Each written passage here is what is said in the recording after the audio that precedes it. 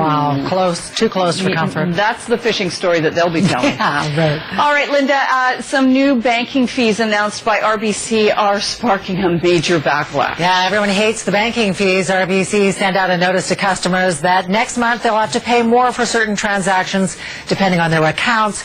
This comes at a time when the banks were already making huge profits. Consumer groups say enough is enough, and one politician wants Canadians to sign a petition to fight back. Pat Foran reports.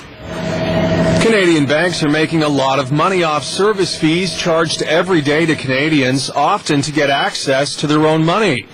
The Consumers Association of Canada says it's time Main Street stood up to Bay Street. Absolutely ridiculous. I mean, it's not as though the banks aren't making enough profit. RBC, who's, I guess, announced the most egregious increases in fees, claimed close to $2.5 billion in profit first quarter of this year. Canada's big banks have already raised fees, or will next month, on services such as debit transactions, credit card payments, loan payments, overdraft protection, seniors rebates, and children's accounts. In Ottawa, NDP MP Andrew Cash is urging Canadians to sign a petition to stop the expansion of pay-to-pay fees. These new pay-to-pay charges are outrageous for a number of different reasons. There's a basic element of fairness that you shouldn't have to pay a fee to pay your bills.